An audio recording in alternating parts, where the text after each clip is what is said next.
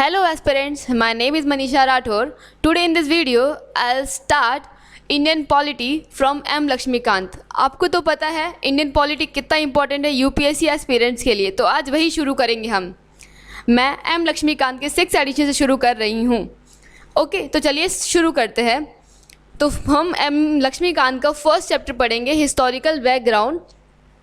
तो historical background हम क्यों पढ़ेंगे? हिस्टोरिकल बैकग्राउंड हम इसलिए पढ़ेंगे क्योंकि हमें इंडियन पॉलिटी को हमें ये देखना है कि जो हमारा इंडियन पॉलिटिकल सिस्टम था वो कैसे डेवलप हुआ, हमारा जो कॉन्स्टिट्यूशन था वो कैसे डेवलप हुआ।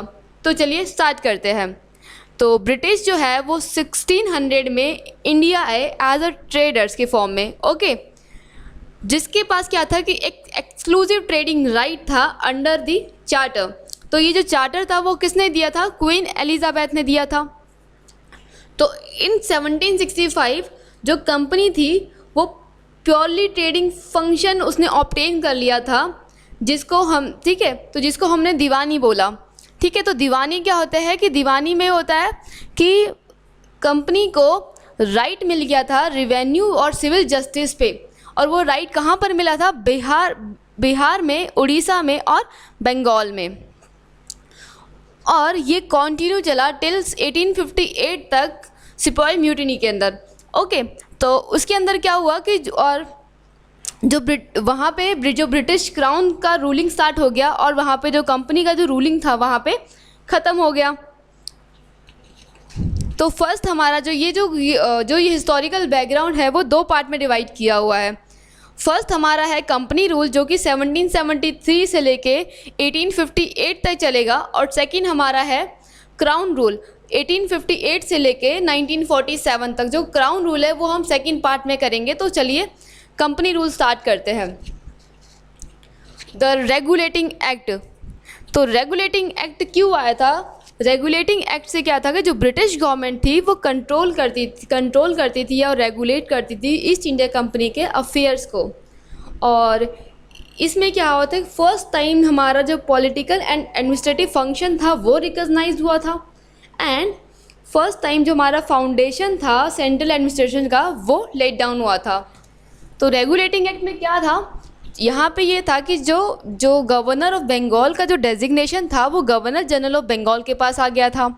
ओके, एंड जो उन्होंने उसमें क्या हुआ कि एक एग्जीक्यूटिव काउंसिल बनाई जो कि 4 मेंबर्स की थी, और वो एग्जीक्यूटिव काउंसिल इसलिए बनाई थी ताकि वो गवर्नर जनरल ऑफ बंगाल को असिस्ट कर सके। तो और हमारा first governor general of Bengal कौन था? Lord Warren Hasting. और जो governor of Bombay and Madras का जो गवर्नर थे वो सबऑर्डिनेट बन गए थे गवर्नर जनरल ऑफ बंगाल के। एंड जो ब्रिटिश गवर्नमेंट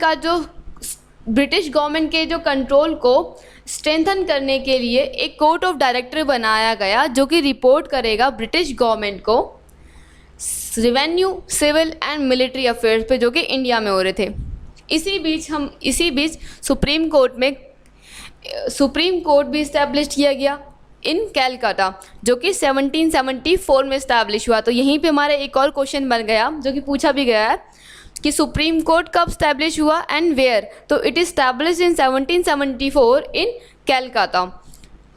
और यहाँ पे क्या था, जो कंपनी के जो एम्प्लॉयज़ थे, जो भी प्राइवेट एम्प्लॉयज़ थे, उनको क्या था कि उनको किसी भी प्राइवेट ट्रेड के अंदर इंगेज नहीं होना था, और वो कोई भी ब्राइब या प्रेजेंट जो है वो एक्सेप्ट नहीं कर सकते थे किसी भी नेटिव स्टेट से।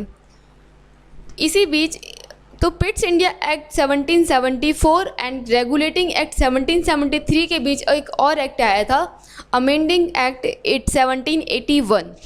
तो उसमें क्या हुआ था कि उसमें ये हुआ था कि रेगुलेटिंग एक्ट में कुछ डिफेक्ट थे, तो उस डिफेक्ट को रेक्टिफाई करने के लिए हमने अमेंडिंग एक्ट 1781 लाया था, इसलिए इसको हमने एक्ट ऑफ सेटलमेंट बोला। तो एक और क्वेश्चन ये है कि एक्ट ऑफ सेटलमेंट क्यों आया था? तो एक्ट ऑफ सेटलमेंट इसलिए आया था कि रेगुलेटिंग एक्ट में कुछ डिफेक्ट्स थे, तो उन डिफेक्ट्स को रेक्टिफाई करने के लिए हमारा एक्ट ऑफ सेटलमेंट्स आया था। ओके, तो नेक्स्ट है हमारा है पिट्स इंडिया एक्ट 1784।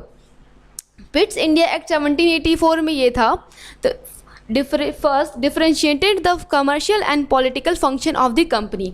तो यहाँ पे क्या था कि जो कंपनी का जो पॉलिटिकल फंक्शन था और कमर्शियल फंक्शन था उन दोनों को अलग अलग कर दिया। From now the court of director to manage the commercial affairs. तो यहाँ पे क्या था कि कोर्ट ऑफ डायरेक्टर को कमर्शियल अफेयर्स संभालने थे and a new body board of control to manage the political affairs. तो एक न्यू बॉडी बनाई board of director, board of control की। क्यों? क्योंकि पॉलिटिकल अफेयर्स को मैनेज करने के लिए। तो ये court of director and board of control की जो दो बॉडी थी, इसी को हमने सिस्टम ऑफ डबल गवर्नमेंट बोला। From now the board of control to supervise and direct all operations. अब यहाँ से क्या था कि जो बोर्ड ऑफ कंट्रोल था, हमने न्यू बॉडी बनाई बोर्ड ऑफ कंट्रोल, तो बोर्ड ऑफ कंट्रोल क्या करेगा, अब सुपरवाइज करेगा या डायरेक्ट करेगा जितने भी ऑपरेशंस हो रहे हैं रिवेन्यू के रिगार्डिंग। रिवेन्यू किसका? जो भी ब्रिटिशर्स के जो भी रिवेन्यू हो रहे हैं इंडिया में जहाँ से भी हो रहे हैं, तो वो सारा जो सुपरवाइज कौन करेगा? Board of control. Thus, from the act above, the British government was given the supreme control। अब क्या हुआ कि जो ब्रिटिश गवर्नमेंट को सुप्रीम कंट्रोल दिया गया, किस पे दिया गया? जो भी कंपनी की जो टेरिटरी थी वहाँ पर। The companies territory was called British possessions for the first time. अब जितनी भी ईस्ट इंडिया कंपनी की टेरिटरी थी वहाँ पे अब क्या हुआ कि ब्रिटिश का पोजीशन आ गया। तो फर्स्ट टाइम वहाँ पे ब्रिटिश के पोजीशन को वहाँ पे बोला गया कि ये अब ब्रिटिश का पोजीशन, तो फर्स्ट टाइम वहाँ पे ये बोला गया। नेक्स्ट एक्ट है हमारा charter act 1813। The act asserted crown sovereignty over the British India. अब इसमें क्या हुआ कि अब जहाँ पे ब्रिटिश इंडिया का सॉवरेनिटी था, अब वहाँ पे क्या हुआ, क्राउन की सॉवरेनिटी आ गई। फर्स्ट क्या था कि ईस्ट इंडिया कंपनी पे किसकी सॉवरेनिटी आ गई? ब्रिटिश इंडिया की सॉवरेनिटी आ गई। अब यहाँ पे क्या है कि ब्रिटिश इंडिया के ऊपर क्राउन की सॉवरेनिटी आ गई थी। Allotted ₹1 lakh to promote education in India. अब ब्रिटिशर्स ने क्या किया कि 1 लाख रुपीज़ दिया।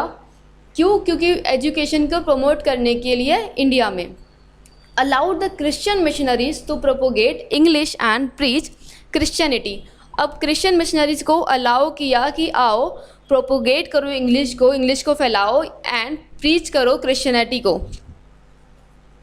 नेक्स्ट एक्ट हमारा है चार्टर एक्ट 1833। अब इसमें क्या था? Now the governor general of Bengal designated as the governor general of India vested with the civil and military power. अब जो गवर्नर जनरल ऑफ बंगाल था उसका जो डेजिग्नेशन था हमने चेंज कर दिया। किस में चेंज किया? गवर्नर जनरल ऑफ इंडिया में चेंज किया। उसको हमने कौन सी पावर दी थी? सिविल एंड मिलिट्री पावर्स दी थी। Okay. Second, thus the government of India having authority over the entire area possessed by the British in India. अब जहाँ पे ब्रिटिश का पोजीशन था वहाँ पे अब क्या हो गया? गवर्नमेंट ऑफ इंडिया की अथॉरिटी आ गई थी। ओके।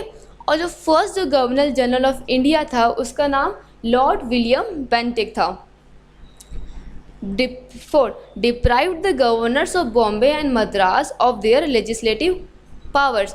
अब जो governor of Bombay and Madras था उनको उनकी ही लेजिस्लेटिव पावर से डिप्राइव किया गया। ended the commercial activities of the East India Company and now यहाँ पे क्या है कि कमर्शियल एक्टिविटी जो थी ईस्ट इंडिया कंपनी की उसको एंड कर दिया और अब ये प्योरली एडमिनिस्ट्रेटिव बॉडी के रूप में आई। Attempted to introduce a system of open competition for selection of civil servants without any discrimination. अब यहाँ पे क्या एक अटेम्प्ट किया गया कि हम ओपन कंपटीशन रखेंगे सिविल सर्वेंट्स के लिए, वो भी बिना किसी डिस्क्रिमिनेशन के। But this could not be implemented due to opposition from the court of director. But ये इम्प्लीमेंट ही नहीं, क्योंकि ये जो अटेम्प्ट था ये कभी इम्प्लीमेंट ही नहीं हुआ। क्यों? क्योंकि कोर्ट ऑफ डायरेक्टर ने क्या कर दी? दखलंदाजी कर दी। नेक्स्ट हमारा है चार्टर एक्ट 1853। तो यहाँ पे separated legislative and executive function of the government, governors general council. यहाँ पे क्या कि जो गवर्नर जनरल काउंसिल की जो लेजिस्लेटिव और एग्जीक्यूटिव फंक्शन थे उसको क्या कर दिया? सेपरेट कर दिया। Addition of 6 new members called, यहाँ पे 6 न्यू मेंबर्स को न्यू लाए, पहले 4 थे, अब क्या किया? अब उसको मेंबर्स 6 और इंक्लूड किए और उसको क्या बोला हमने? Legislative councillors. to the council. Separated the Governor General's Legislative Council which came to be known as Indian Legislative Council. अब जो भी हमने गवर्नर जनरल लेजिस्लेटिव काउंसिल को हमने जो सेपरेट किया था, अब उसका न्यू नेम आया, क्या आया उसको, हमने उसको इंडियन लेजिस्लेटिव काउंसिल के नाम से जाना गया. Extended the company's rule and allowed it to retain the possession of Indian territories on trust for the British Crown. अब जो कंपनी का रूल था उसको एक्सटेंड किया गया, okay, and allowed to retain the position of Indian territories. अब उनको allow किया गया कि वो इंडिया में आए एंड पोजीशंस ले, ठीक है. नेक्स्ट है local representation in the Indian legislative council. अब इंडियन लेजिस्लेटिव काउंसिल में क्या हुआ था कि वहाँ पे अब लोकल्स को रिप्रेजेंटेशन मिलने लगा. Open competition system of selection and recruitment of civil servant.